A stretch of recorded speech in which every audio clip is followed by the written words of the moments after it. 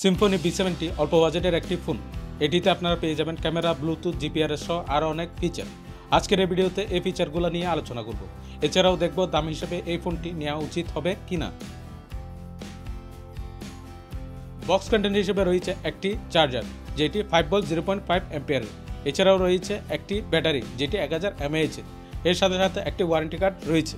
এক্ষেত্রে বলে রাখা ভালো, ফোনটির ক্ষেত্রে 1 বছরের এবং ব্যাটারি এবং চার্জারের ক্ষেত্রে 6 মাসের ওয়ারেন্টি পাবেন। ফোনটিতে 1.77 ইঞ্চের একটি ডিসপ্লে ইউজ করা হয়েছে, যা আকারে খুবই ছোট, যার ফলে সবকিছুই একটু ছোট ছোট মনে হয়, বিশেষ করে অ্যাপ্লিকেশনগুলো।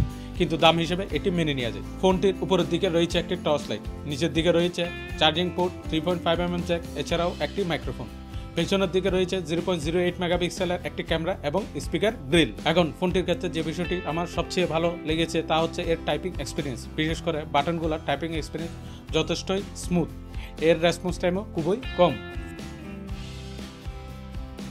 ফোনটিতে একসাথে দুটি সিম ব্যবহার করতে পারবেন। এছাড়াও 16 GB পর্যন্ত এক্সটেন্ডেড মেমোরি ব্যবহার করা যাবে। এর ইন্টারনাল মেমোরি রয়েছে 46 কিলোবাইট, যা মোটেও এনাফ নয়। তাই ফটো, ভিডিও অথবা যদি মিউজিক স্টোর করতে চান, সেক্ষেত্রে এক্সটেন্ডেড মেমোরি ব্যবহার করতে হবে। ফোনটিতে একসাথে 500 SMS সেভ করতে পারবেন। এর চেয়ে বেশি সেভ করতে হলে আপনাকে সিমে সেভ করতে হবে। এছাড়াও SMS এর ক্ষেত্রে ব্ল্যাক লিস্ট করার একটা অপশন রয়েছে।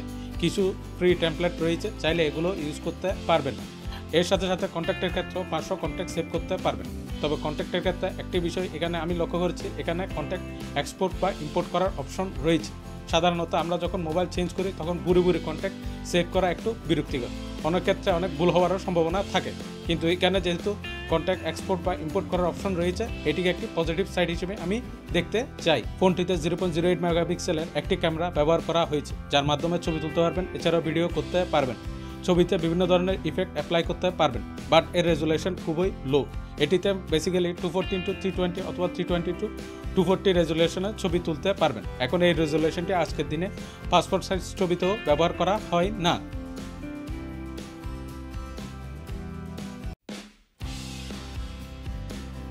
সিম্ফনি B70 সাউন্ড যথেষ্টই লাউড। বিশেষ করে সিম্ফনির আরেকটি ফোন, যেটি এই ফোনটিরই কাছাকাছি দামে পাওয়া যায়, তা হচ্ছে সিম্ফনি A30। এখন সিম্ফনি A30-র সাথে যদি আমি এই B70-র তুলনা করি, তাহলে আমি বলবো সিম্ফনি A30-র তুলনায় এই সাউন্ড যথেষ্টই লাউড। এছাড়াও মোবাইলটি দিয়ে বেশ কিছু কল আমি করেছি। এক্ষেত্রে ভয়েস কোয়ালিটি যে খুব বেশি ভালো তা নয়, কিন্তু ঠিকঠাক সাউন্ড এটি থেকে পেয়ে যাবেন।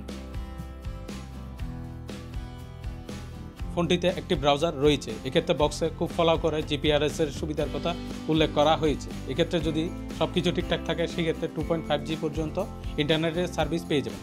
বাকি মোবাইলটিতে দুটি গেম রয়েছে, বাট A30-র মতো সেম একই সমস্যা, আপনাকে 10 টাকা দিয়ে কিনে খেলতে হবে। এমনিতে 3টি ফ্রি ট্রায়াল পেয়ে যাবেন।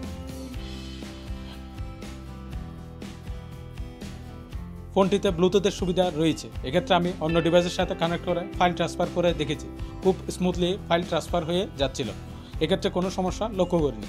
এছাড়াও ফোনটিতে FM রেডিও রয়েছে, যা আপনি ইয়ারফোন কানেক্ট করা ছাড়াও প্লে করতে পারবেন। সিম্ফনি B70 এই ফোনটির দাম 1100 টাকা। এখন 1100 টাকার একটি ডিভাইস হিসেবে এই ফোনটি চাইলে আপনি নিতেই পারেন। তবে এর সাথে সাথে এর ডিসপ্লে কোয়ালিটি খুব একটা ভালো নয়, এটিও আপনাকে মাথায় রাখতে হবে।